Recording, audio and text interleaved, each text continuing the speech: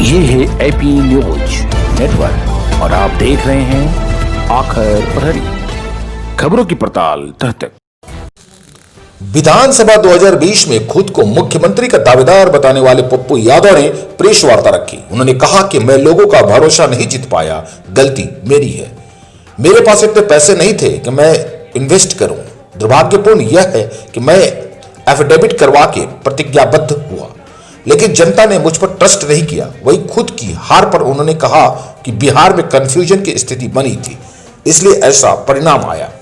उन्होंने कहा कि अब मेरी शादी की बारी आई तो फिर से बिहार की राजनीति में कुंवारा रह गया।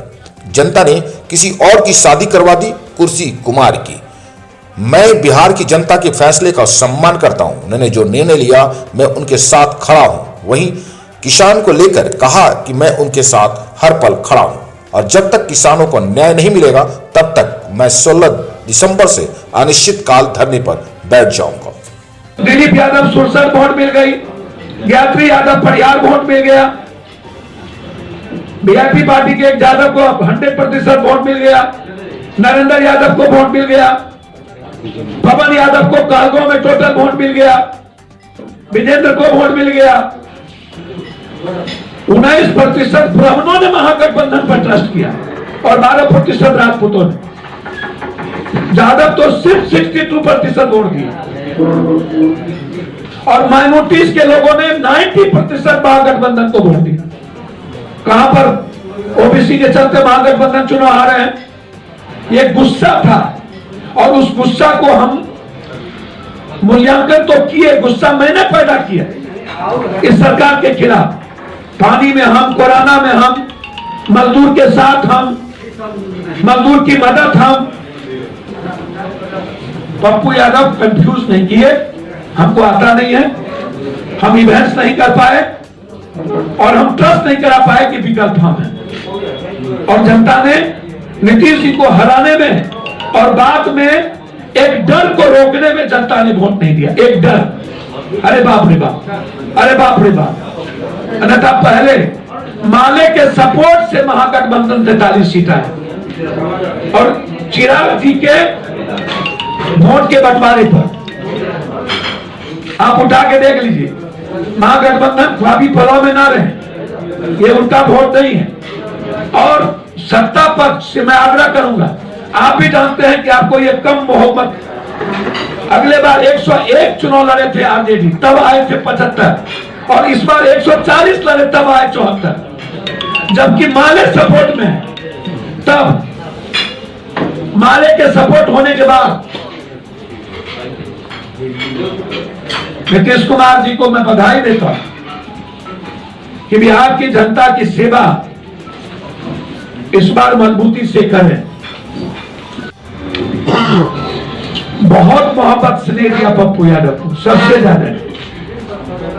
हम इवेंट्स मैनेजमेंट नहीं कर पाए और हम ये ट्रस्ट नहीं दिला पाए कि विकल्प हम ही हैं।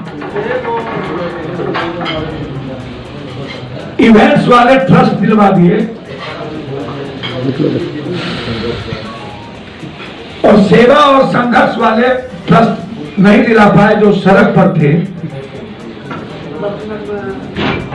को बना गया है जो संगठन प्रभारी भी बिहार के हैं। कल आप सड़क पर उतरेंगे? कल आप सड़क पर उतरेंगे? बिल्कुल, सड़क पर हमारी पूरी टीम होगी। इंडिया में सबसे ज्यादा किसानों की बुरी स्थिति कहीं है, वो बिहार की है। पता नहीं कब तक ये जात पात में फंसे रहेंगे बिहार की जनता, मुझे नहीं पता, और हिंदू मुसलमान में। यदि अभी भारत के किसानों के साथ बिहार की जनता खड़ा नहीं हुई तो कभी माफ नहीं करेगा यह देश बिहार की जनता। बहुत बहुत धन्यवाद, प्रणाम। गठबंधन प्रवासी मजदूर भूखे पेट लौट गए। भारत की आत्मा, किसानों की जिंदगी, भारत में सबसे ज्यादा तबाह होने वाला बिहार, जिसके पास ना अपना मंडी, ना यूएसपी, एमएसपी, न ही किसानों की कोई सुविधा।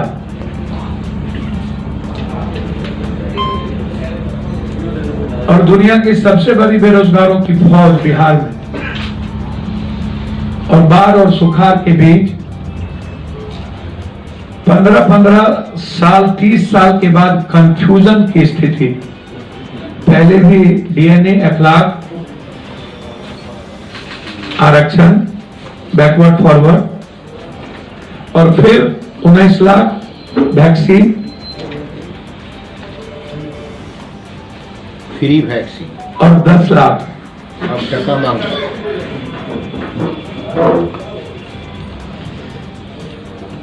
पर्व को भी इन लोगों ने नहीं बख्शा।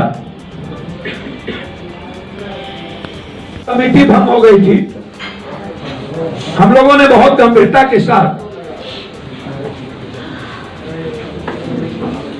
पप्पू यादव जो राष्ट्रीय अध्यक्ष जन अधिकार पार्टी के हैं, चूंकि सफल संचालन के लिए हम अपने गार्जियन रघुपति सिंह जी को राष्ट्रीय प्रधान महासचिव हमने मनोनीत किया है। भाई दिनेश कुमार सिंह पूर्व विधायक को राष्ट्रीय महासचिव के साथ संगठन प्रभारी और प्रवक्ता बिहार प्रभारी के रूप में, संगठन प्रभारी के रूप में जफर आलम पूर्व विधायक राष्ट्रीय महासचिव, रमानंद राम पूर्व विधायक राष्ट्रीय महासचिव, मुनेश्वर चौधरी पूर्व विधायक राष्ट्रीय महासचिव, इजहार अहमद पूर्व विधायक राष्ट्रीय महासचिव और रानी चौबे जी को राष्ट्रीय महिला प्रकोष्ठ के अध्यक्ष मनोनीत किया गया है। राष्ट्रीय अध्यक्ष के रूप में इसी तरीके से राष्ट्रीय नेतृत्व ने हम लोगों ने तय किया है कि बिहार में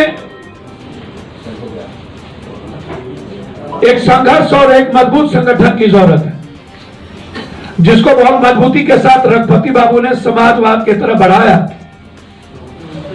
और आज राष्ट्रीय नेतृत्व में मुझे इनकी झोरी महसूस हुई। इसके लिए हम अपने साथ लाने के बाद प्रदेश अध्यक्ष के रूप में राघवेंद्र कुशवाहा जी को मनोनीत किया गया है। कार्यकारी प्रदेश अध्यक्ष के रूप में उमेर खान उर्फ टिक्का खान जी को किया गया है और एक कार्यकारी प्रदेश अध्यक्ष के रूप में संजीव मिश्रा जी को किया गया है। टिक्का खान जी भागलपुर से लेकर के शाहबाद मगध को देखेंगे और संजीव मिश्रा जी मिथिला कोसी सीमांचल का प्रभार होंगे। और प्रदेश अध्यक्ष तो पूरा हॉल है, लेकिन विशेष तौर पर पटना से लेकर के पूरा का पूरा छपरा, गोपालगंज, सीतामढ़ी, मुजफ्फरपुर अनुमंडल को संगठन की विशेष भूमिका होगी। यूथ अध्यक्ष के रूप में राजू दानवीर जी जो हिलसा से चुनाव लड़े थे, उनको मनोनीत किया गया है। जन अधिकार महिला परिषद के रूप में जिला परिषद सवना आजमी, कार्यकारी अध्यक्ष सीमा देवी ठाकुर अत्यंत पिछड़ी जाति, कार्यकारी अध्यक्ष प्रमुख अनीता यादव और प्रधान महासचिव पूनम झा को मनोनीत किया गया। अध्यक्ष के रूप में प्रिंस विक्टर को लगाया गया है जो जिला परिषद के हैं, और पप्पू ब्रिगेड अध्यक्ष के रूप में